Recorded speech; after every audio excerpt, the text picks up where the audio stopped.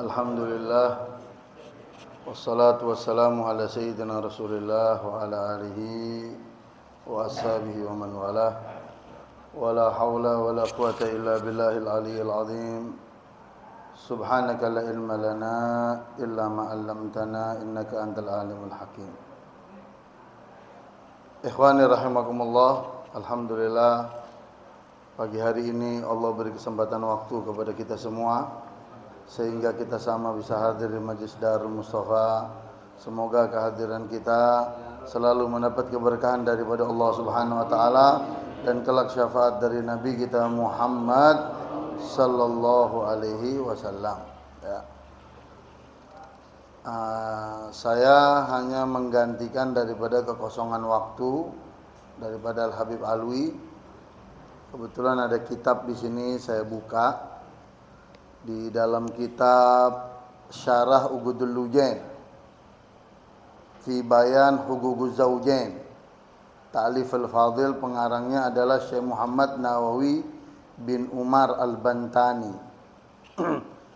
Dijelaskan wahukiya annamra'atan kharajat min baitiha litasma'a kalaman Nabi sallallahu alaihi wasallam ma'as sahabati radhiyallahu anhum ajma'in.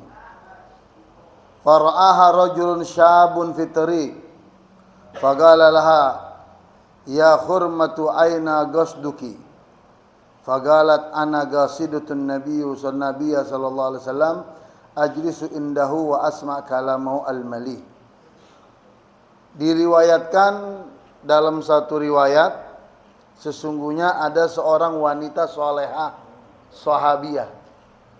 Jadi ada kalau laki sahabat, kalau perempuan sahabiyah. Ya. Sahabat Nabi itu jumlahnya saat Nabi meninggal kurang lebih ada 124.000 jumlah sahabat Nabi. Terakhir Nabi meninggal dalam riwayat 124.000. Dan terakhir sahabat yang meninggal namanya adalah Abu Tufail Al-Laisi. Terakhir sahabat yang meninggal Abu Tufail Al-Laisi. Jadi sahabat, kita sering dengar nih perbedaannya. Sahabat, tabi'in, tabi'it, tabi'in. Ini apa nih? Kalau sahabat itu dia yang hidup sezaman dengan Nabi, melihat Nabi, ya, melihat hidup sezaman dengan Nabi, melihat Nabi, hidupnya beriman dengan Nabi, matinya juga dia beriman dengan Nabi. Artinya hidupnya Islam, matinya Islam. Ini sahabat. Sahabiyah pun sama seperti itu yang perempuannya. Kemudian kalau tabi'in, tabi'in itu dia tidak pernah melihat Nabi, tapi dia pernah hidup sezaman dengan sahabat Nabi. Itu namanya tabi'in. Dia nggak pernah, tabi'in tuh nggak pernah hidup sezaman sama Nabi, ya. Tapi dia hidup mengalami sahabat Nabi. Kemudian tabi'it tabi'in, tabi'in pengikut, tabi'in pengikut-pengikutnya. Dia tidak hidup sezaman dengan sahabat Nabi, tapi dia pernah hidup sezaman dengan orang yang hidup pernah sahabat dengan Nabi. Itu namanya, itu perbedaannya. Sahabat, tabi'in, tabi'it, tabi'in, sampai kita sekarang nih. Makanya kalau doa kan apa? Tsumma ila tabi'in, utabi tabi'in, wa man tabi'in bi ihsanin ila yaumiddin. Pengikut Nabi, pengikut Nabi, pengikut Nabi, ila yaumiddin, sampai akhir yaumul qiyamah nanti. Nah, itu perbedaannya, ya.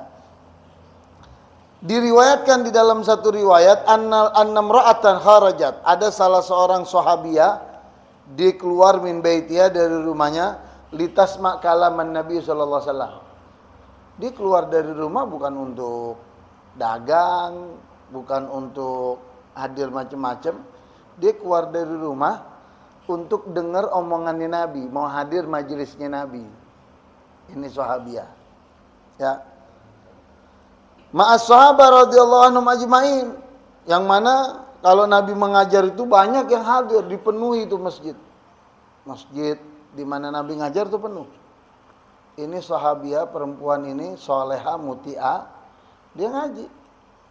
Ya, di keluar pokok di mana dia dengar ada Nabi dia datang. Gitu. Karena dia bilang kalau saya hadir majlisnya Rasulullah, syukur-syukur saya bisa lihat wajahnya Nabi walaupun dari jauh. Ya, maka man ra'au badiatan haba idza ra'a ka'annahu, orang kalau melihat wajahnya Nabi itu secara tidak langsung itu apa yang ada rahasia di dalam wajahnya Nabi itu bisa ketarik dengan diri dia, dengan matanya itu memandang. Makanya orang masuk Islam itu bisa 3 cara. Orang bisa masuk Islam itu bi aqwalin Nabi, dengan ucapannya Nabi, dakwahnya Nabi. Yang kedua bisa masuk Islam itu pada Nabi berdakwah adalah bi af'alin Nabi, dengan perbuatannya Nabi. Yang ketiga orang bisa masuk Islam itu binadhari ilan Nabi, dengan memandang wajah Nabi Muhammad. Jadi Nabi nggak ngomong, Nabi nggak ngapa-ngapain, dengan dia lihat orang kafir, lihat wajahnya Nabi, spontan dia masuk Islam. Ya, itu Pak. Kemudian dia bilang saya mau hadir pengajian Nabi. Fara'aha rajulun syabun. Lalu di tengah jalan ada orang laki-laki yang ngelihat dia. Faqala la yahurmata aina ghasduki. Lalu kata sekelompok orang laki, kamu mau kemana? Katanya anak muda di tengah jalan ngadang dia, kamu mau kemana? Dibilang nih, kamu mau kemana? Maksud kamu nih mau kemana? Ditanya nih perempuan. Faqalat ana ghasdatun Nabi sallallahu alaihi wasallam, kata nih perempuan, maksud aku adalah untuk hadir di majlisnya Nabi. Saya mau duduk sama Nabi, saya mau dengar ucapannya Nabi, al-mali, yang indah ucapannya Nabi. Maka dalam kitab Maulid Diba dikatakan apa? Ka'annahu yasgutu min fami durrun. Ya, kalau Nabi lagi bicara tuh Pak, seakan-akan berlian mutiara keluar dari mulutnya. Itu Nabi. Makanya Sayyidina Abu Bakar Siddiq radhiyallahu an, begitu beliau tahu hadis Nabi, banyak orang masuk surga karena lisannya dan banyak orang masuk neraka karena lisannya.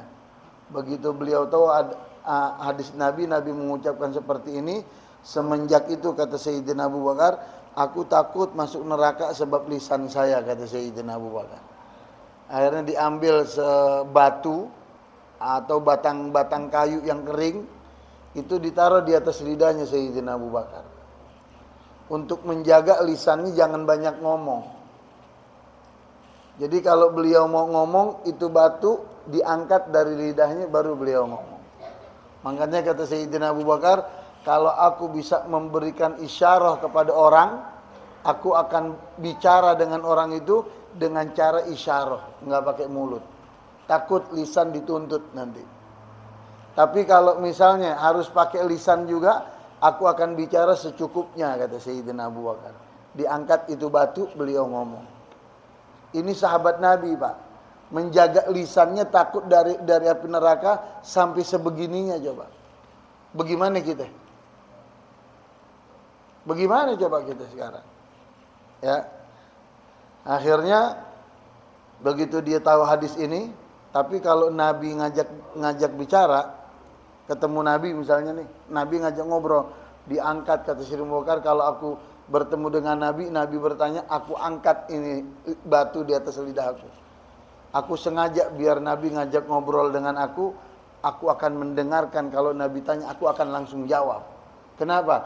Karena di saat Nabi itu bicara, sering bicara macam-macam keluar, itu menjadi berlian dan mutiara yang keluar dari lisannya Rasulullah SAW. Bahkan lebih, karena itu jadinya hadis Pak. Itu jadinya hadis yang keluar dari lisannya Rasulullah. Akhirnya ini anak laki menghadang nih perempuan sahabat, mau kemana kamu? Dia bilang, aku mau hadir pengajiannya Nabi, mau dengar omongannya Nabi yang indah. Faqala la syabun hal tuhibbinahu. Lalu kata nih pemuda, emang kamu cinta sama Nabi? Nih pemuda bilang, emang kamu cinta? Tadinya niatnya jelek sebenarnya, menghadang nih perempuan, mau dirampok, mau diambil apa yang ini. Karena nih perempuan polos, saya mau hadir pengajian Nabi. Begitu dengar Nabi, ini pemuda nggak jadi buat macam-macam. Cuman ditanya, emang kamu cinta sama Nabi? Ya cintalah, ya kan? Cinta. Fagalat naham uhibbu, iya aku cinta. Fagalala bihaqi hubbi aliki irfa nigabaki hatta andura wajhaki. Katanya anak laki, pemuda ini yang menghadang nih perempuan, sahabiah, kalau kamu betul cinta dengan Nabi, coba buka nigob kamu, buka cadar kamu. Hatta andur ila wajhaki, sampai aku bisa melihat wajahmu. Disuruh buka. Coba buka cadar kamu, kalau kamu cinta sama Nabi, buka cadar kamu sampai aku bisa melihat mukamu. Itu aib, Pak. Aib, muka itu dibuka aib. Makanya aurat itu terbagi menjadi dua. Aurat laki, aurat perempuan. Aurat perempuan menurut pendapat Imam Syafi'i, fatwa Gadim, fatwa yang lama Imam Syafi'i, waktu Imam Syafi'i di Baghdad, itu perempuan seluruh tubuhnya aurat, tanpa terkecuali. Fatwa Imam Syafi'i yang Gadim, yang lama, waktu di Baghdad. Imam Syafi'i itu tinggalnya di Baghdad sama di Mesir. Ada dua fatwa. Kalau beliau memfatwakan di Baghdad, itu namanya fatwa Gadim. Kalau yang di Mesir itu fatwa Jadid yang baru. Nah, tapi di luar sholat, di dalam sholat, semua aurat muka dan telapak tangan yang tidak. Jadi kalau ada orang perempuan sholat, mukanya kelihatan, hanya sebatas muka. Mana itu batas muka? Min mana bati sya'ri ra'si ila mutalihyain. Dari ujung rambut nih, sampai tulang dagut yang belakang. Ini batas muka. Atasnya, bawahnya. Kiri kanannya dari pentil kuping.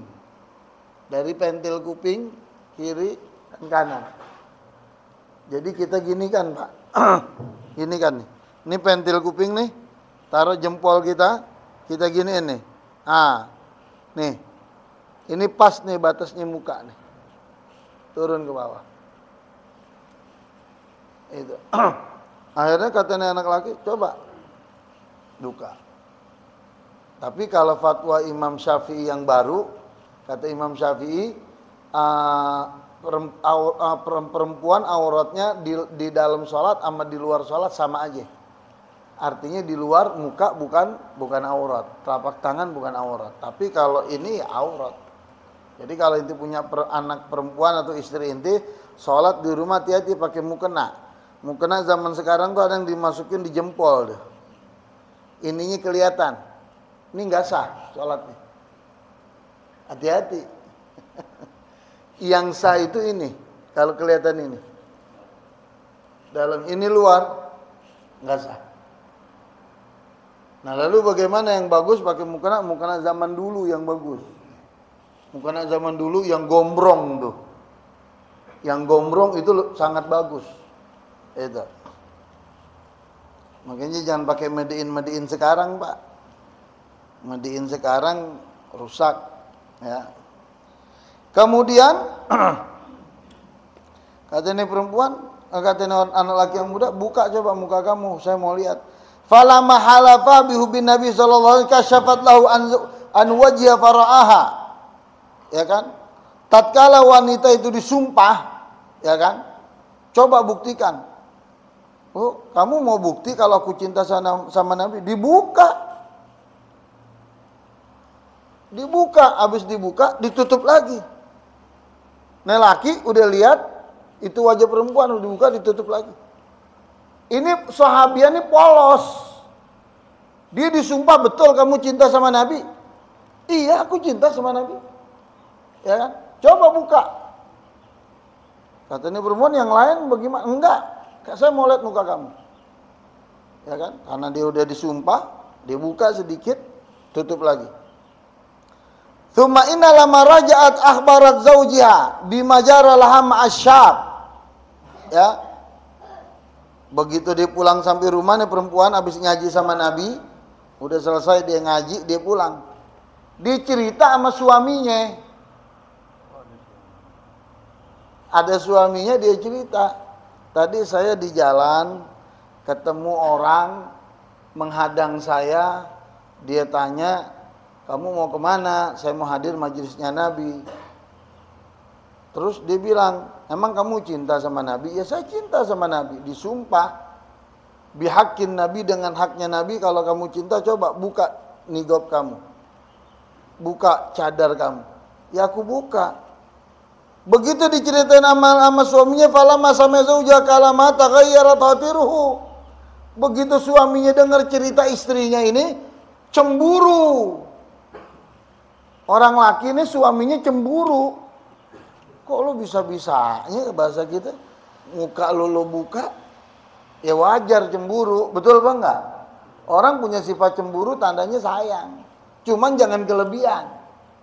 Kalau cemburu kelebihan jadinya setan. Cemburu tuh bagus, cuman jangan kelebihan, ya kan? Kalau kelebihan jadinya setan itu ntar.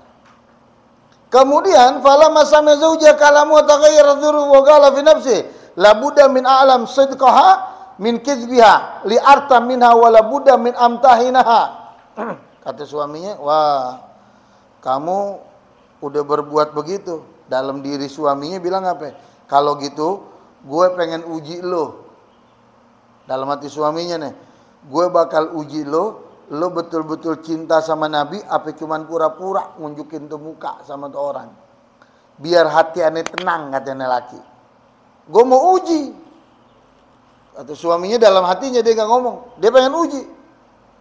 Pokoknya saya mau uji.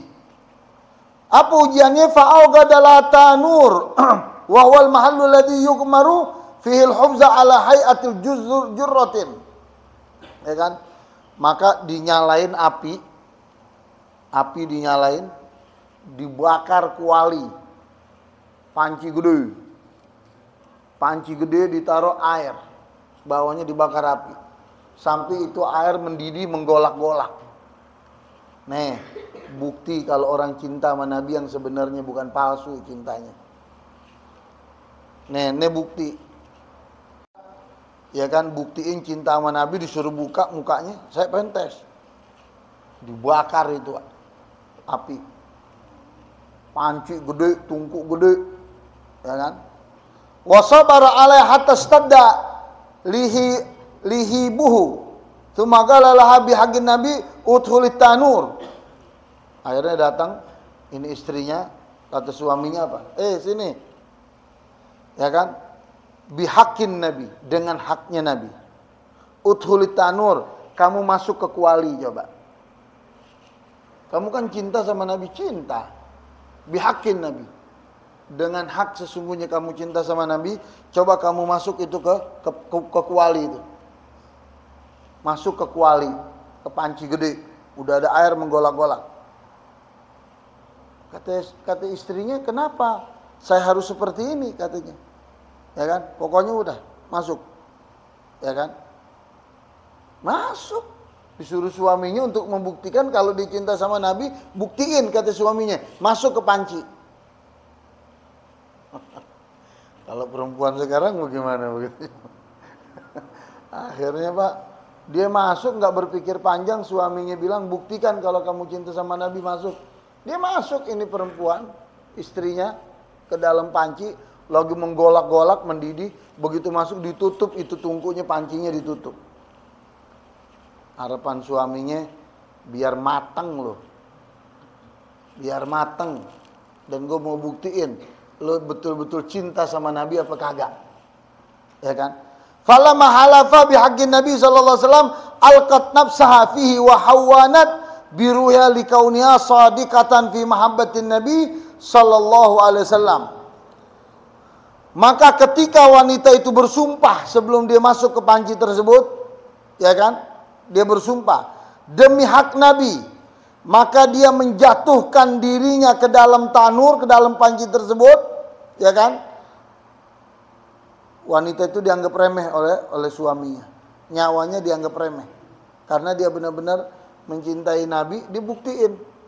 Kata suaminya, paling lo angus, mateng, masuk, ditutup.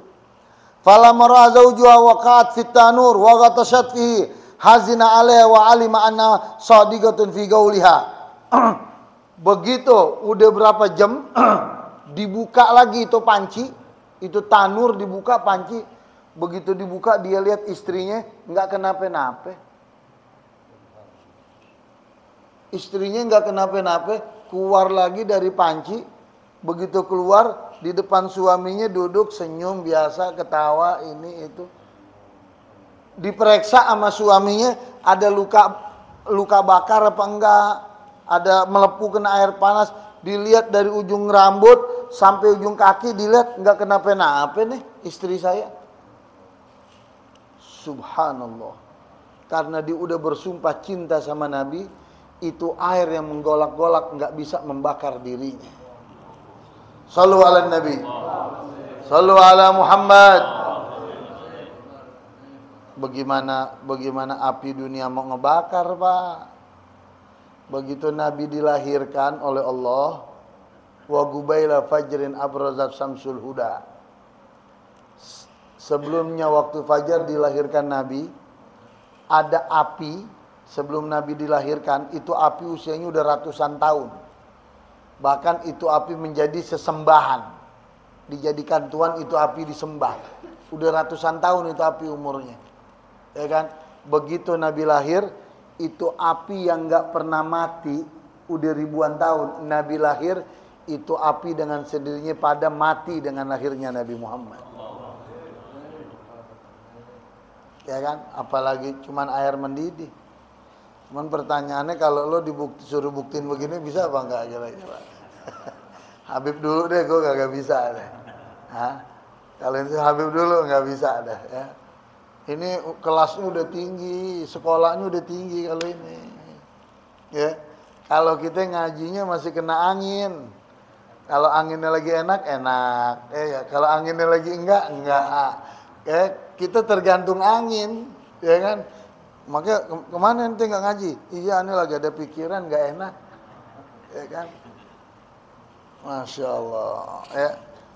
Terusin dikit lagi ya Pak ya. Fara'aha zawjuha waqa'at fit tanur. Fadhahaba ar-rajulu ila Nabi sallallahu alaihi wasallam wa akhbarahu bima jara li zaujatihi. Ini suaminya bingung. Ini kok suami istri saya nggak kenapa-napa.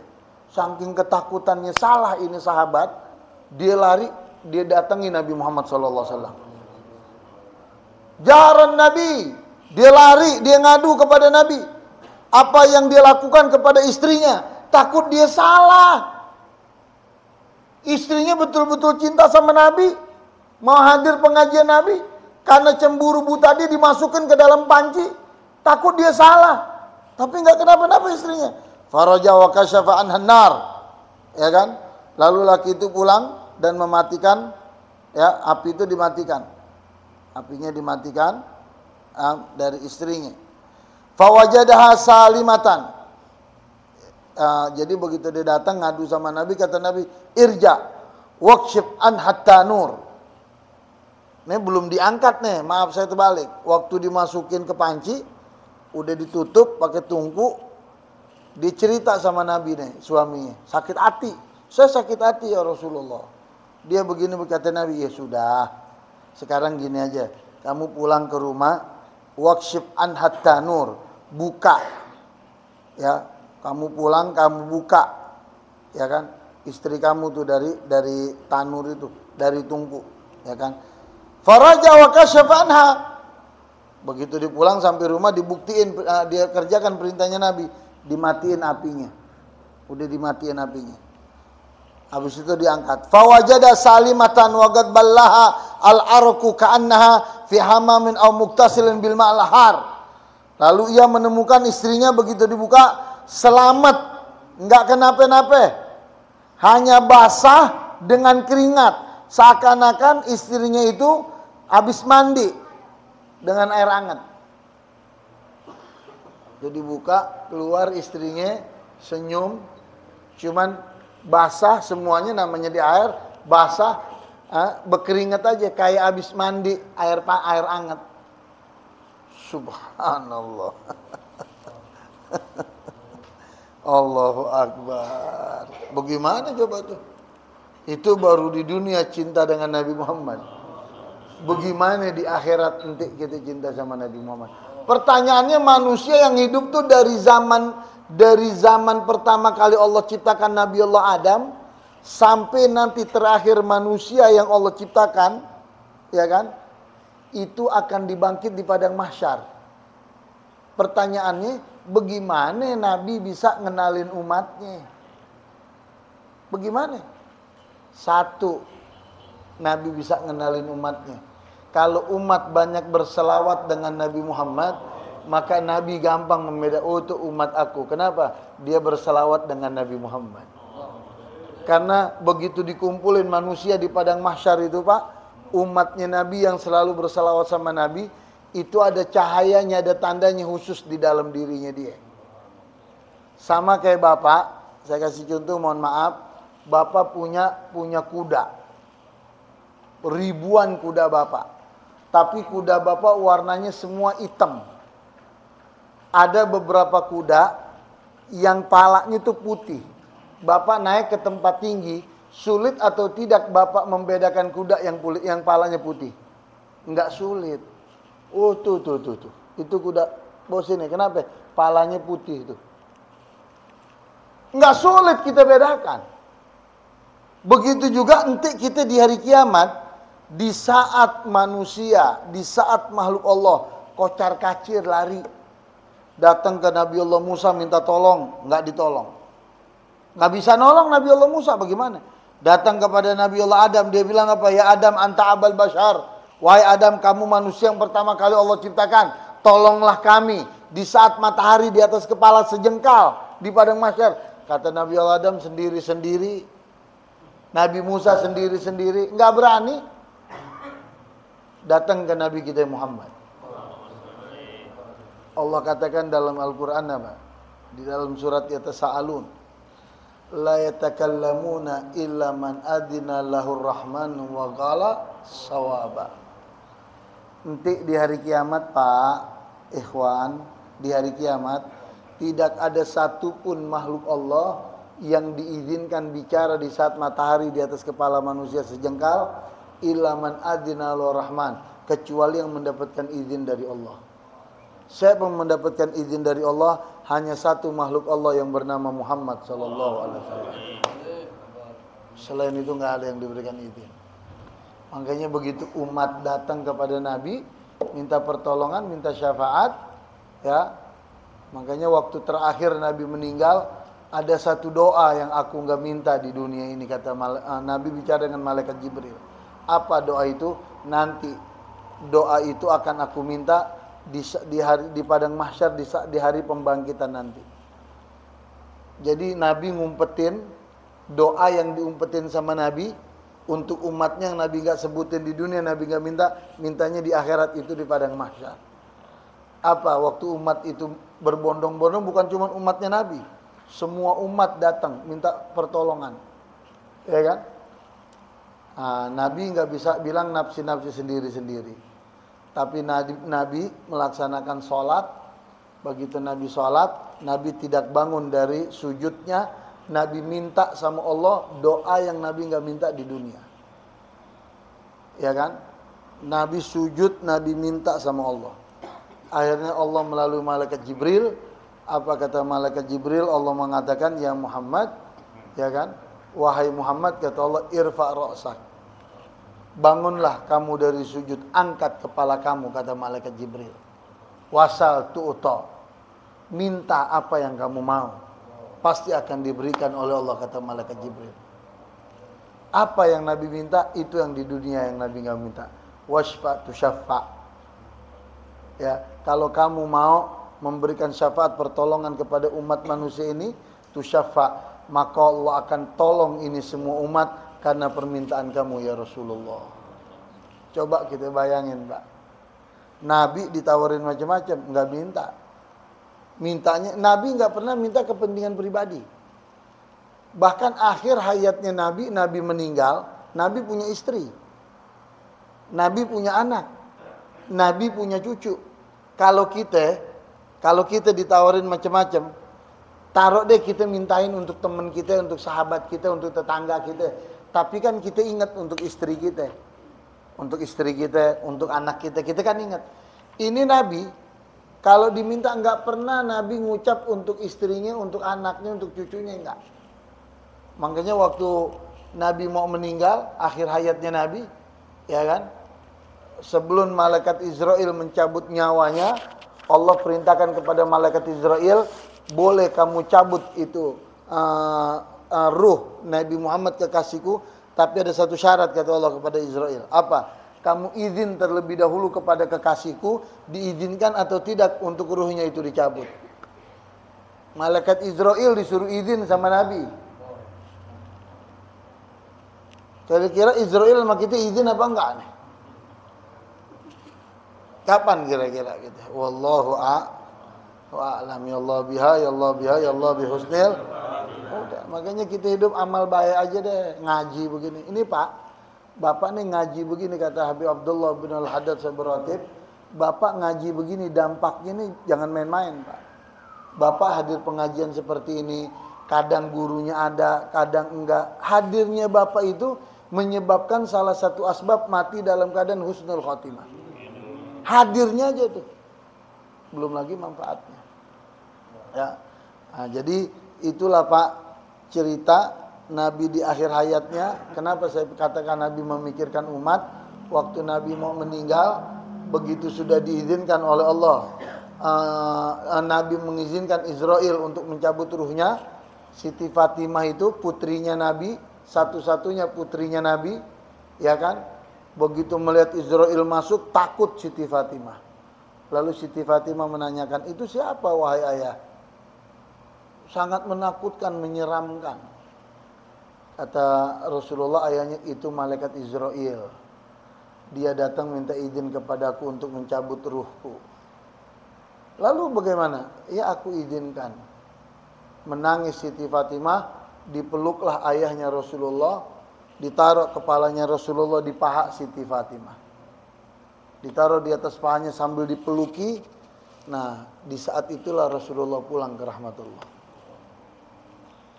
Habis malaikat Jibril Israel diizinkan, lalu malaikat Jibril datang kepada Nabi sebelum dicabut ruhnya.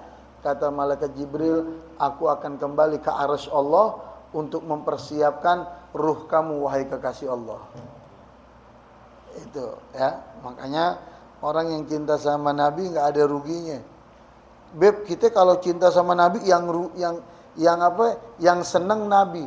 Kita kalau selawat sama Nabi yang seneng Nabi. Kita nggak dapat pape. Gimana ente? Ente ibadah sama Allah yang seneng Allah. Ente ibadah sholat 5 waktu, ente sholat, ente nggak sholat nggak ada urusan sama Allah. Inna sholata tanha anil fahsya'i wal, sholat mencegah perbuatan keji, perbuatan mungkar. Jadi ente sholat, ente nggak sholat, nggak ada efeknya sama Allah. Kalau ente sholat, efeknya untuk ente. Ente selawat sama Nabi, ente nggak selawat sama Nabi, nggak ada efeknya sama Nabi. Nggak ada ruginya sedunia orang nggak selawat sama Nabi. Orang Allah yang selawat, malaikat selawat, Allah perintahkan kita berselawat sangat dengan Nabi. Jadi kalau kita selawat sama Nabi, efeknya untuk kita, untungnya untuk kita. Sampai Nabi katakan, barang siapa yang dia mau tidur mengucapkan selawat dengan aku, tidaklah Israel mencabut nyawanya kecuali aku mendampingi di atas kepalanya untuk ruh keluar dari jasadnya. Shallu ala Nabi. Allahumma aslih wa aslih ahlina. Ya Allah, ya perbaikilah semua keluarga aku, ya, dan keluarga kita semua, wazaraina wa jami'al muslimin, dan seluruh muslimin dan muslimat, walhamdulillahi rabbil alamin. Ini cerita Pak, ini riwayat saya ambil dari kitab Ugudul Ujen. Jadi di halaman 124, 123, 24, 125. Ini kitabnya nih, kitab Ugudul Ujen. Dan alhamdulillah kitab ini saya mengajar di Darul Mustafa sini Pak. Setiap hari Kamis siang jam 2 saya ngajar kaum ibu di sini. Saya ngajar orang perempuan. Yang hadir lebih banyak dari bapak nih. Penuh perempuan yang hadir. Jadi apa kegiatan Darul Mustafa yang sudah dilakukan oleh Sayyidil Walid Habib Muhammad, itu saya tidak pernah meninggalkannya. Bahkan Habib Saleh terus menjalankan, mulai dari hari Selasa sore Hadroba Saudan, Pak. Selasa sore Hadroba Saudan luar biasa itu manfaatnya, ya kan. Kemudian lagi malam Rebu, kemudian lagi pengajian malam Rebu, kemudian Rebu sore. Tadinya Rebu pagi ada juga, Beb. Ya, cuman kita musyawarah dengan Habib Saleh dan saya tanya Umi saya, Rebunya cukup sore aja. Nah, kemudian Asmaul Husna sebulan sekali. Asmaul Husna ntar malam ya, Beb ya? Asmaul Husna ntar malam. Itu Asmaul Husna, kalau Abah sering bilang apa Habib Muhammad, kita sebulan ikhtiar sama manusia. Nah, pas Asmaul Husna, ikhtiar kita selama 1 bulan, kita lapor sama Allah, serahin sama Allah. Itu udah ikhtiar sama manusia cukup sebulan. Nah, masa enggak kita setor sama Allah?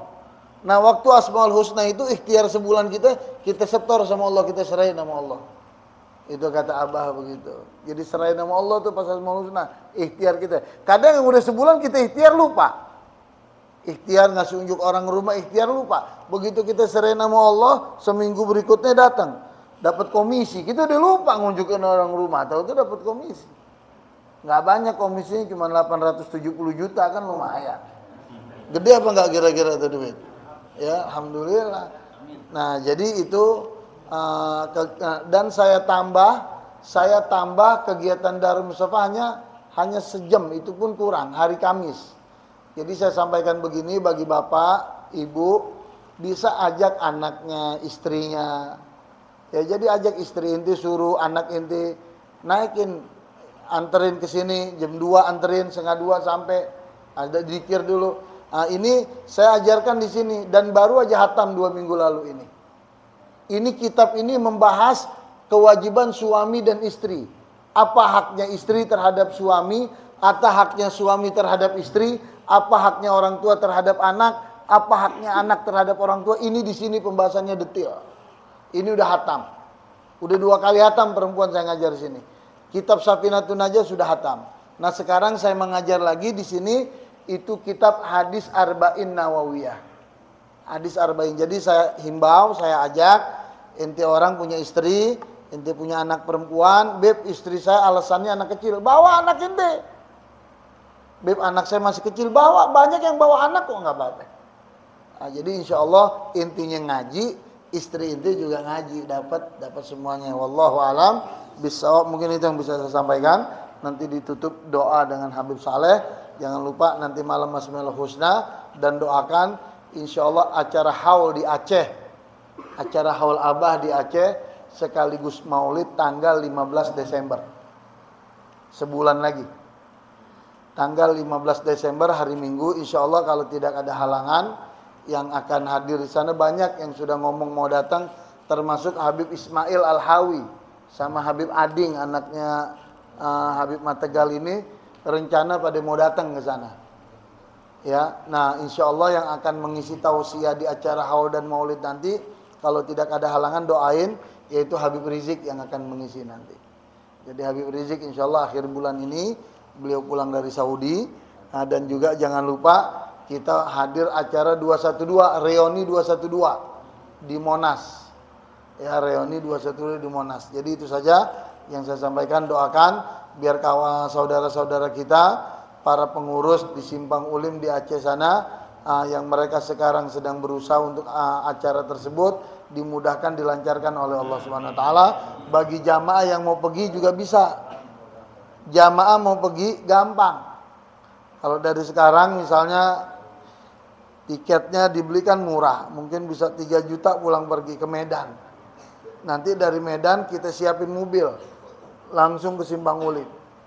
Beb, saya mau pergi nih, ngomong aja sama Habib Saleh. Kalau ada 10 orang, ada berapa yang ngomong sama Habib Saleh. Habib Saleh kan lumayan gratis tiket 1, ya kan? Bukan haji doang 10 gratis 1, ya kan? Hall juga 10 gratis 1. Mungkin itu saja. Kurang lebihnya mohon maaf. Insyaallah Habib Saleh juga pergi bareng sama kita. Waalaikumsalam warahmatullahi wabarakatuh.